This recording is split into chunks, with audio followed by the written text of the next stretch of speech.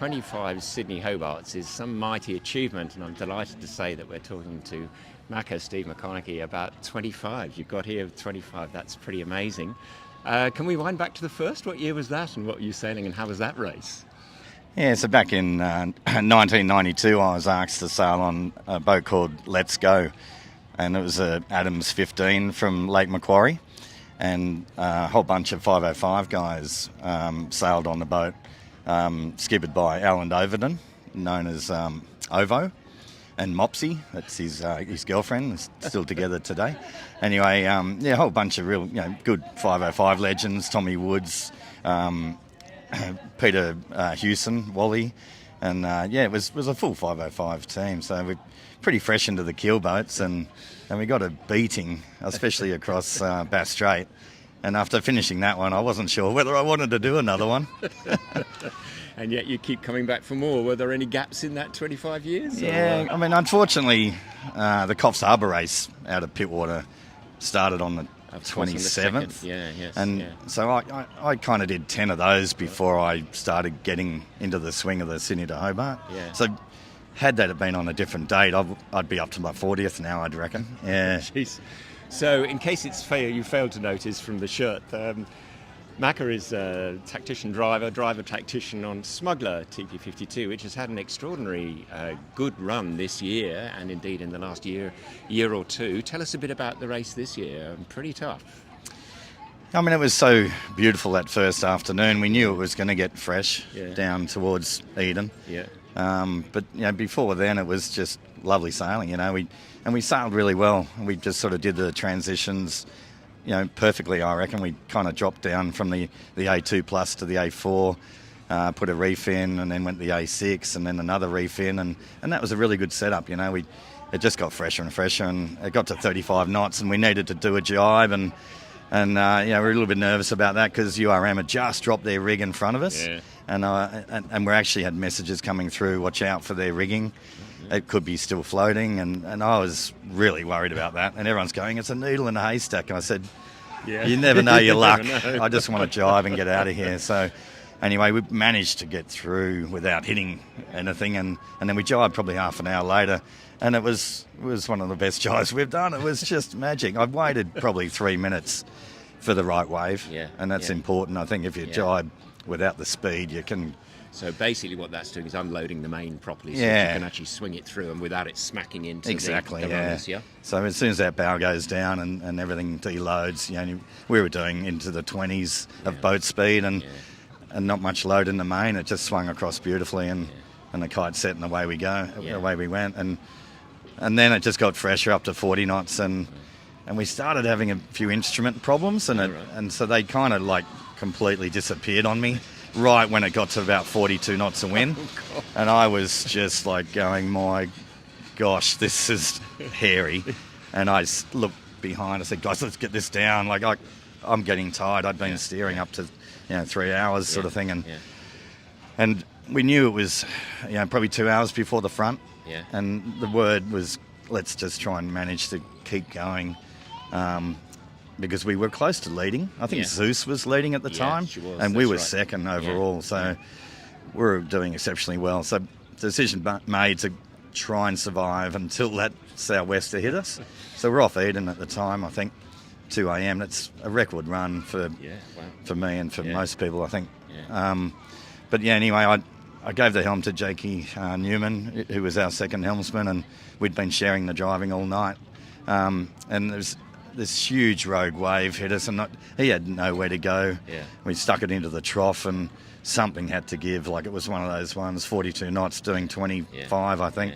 Maybe we saw 28, I think was our top speed, but hit the trough so hard, I thought the mast was going to go. I saw it invert, and but luckily the tack line blew, and the whole bottom of the kite blew out. And we wiped out at the same time. And then we had trouble getting the fractional kite off the lock, and so we lay on our side for half an hour. It was not pretty. And anyway, we unfurled the Genoa staysail and just managed to get, because we had zeros on the dial, could not get any speed forward. We're only I reckon we were sideways by 5 knots, but I managed to get 5 knots of boat speed, just only because the breeze died momentarily under 30, and So I was able to getting it down enough. That just you could enough to get forward momentum to yeah. get the rudder working. Yeah, yeah. And I was trying, and all of a sudden it got some grip, and away we went. We bore away, and we were good as gold. Then got the kite down and JT up, and away we went again. Yeah, right. And then, ironically, after all of this, of course, you get down the Tassie coast, and then it goes all sorts of light and fluffy and all over the place. Yeah. I mean, I've heard many of your interviews about, the sou'wester that came through and the following sea. Yeah. And, we were surfing upwind. Yeah. And, getting up to 14 knots or something going upwind, and it was incredible. Wow. But it was up to 40 knots of wind, plus 14 knots going into the wind. So we had like 55 across the deck.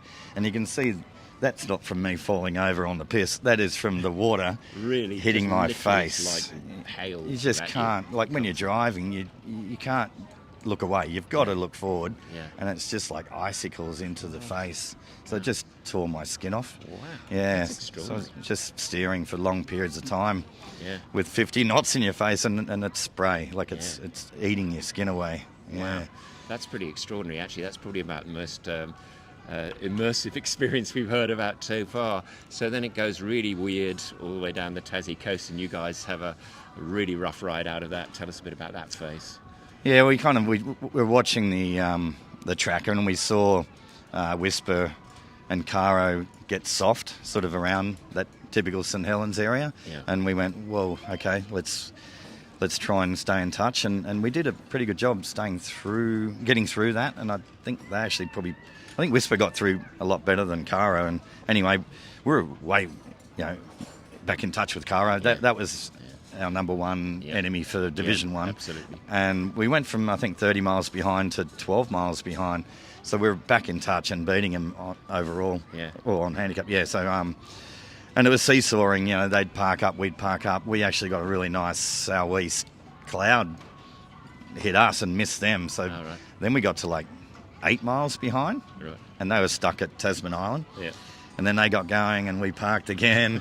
And then there was one last cloud that came through, and it got to 20 knots, and we were reaching around Cape Rao, and they stayed in front of that cloud and went like all the way to the finish doing 15 to 17 knots, I'm hearing. Yeah. And we dropped off the back of that cloud, and we got to 2-3 knots for an hour, and then only probably averaged 8 knots to the finish. So that was the ball game. I can't tell you how many times I've been screwed over in that last 40 miles, man. I should have won 10 Hobarts, I swear. I reckon if everybody just didn't have to deal with Storm Bay and the river and so on, man, there'd be champions everywhere. It pulls my hair out, and that's why I've got none left. It drives me crazy. So just briefly on a couple of things. Fantastic because despite not quite getting Caro, and man, that was close for a good long while, you've got the Blue Water point score. Yeah, that's which right. Which is fantastic. That's absolutely amazing because that's a lot of hard yards. And we started really well with a really solid Southport race. Yeah.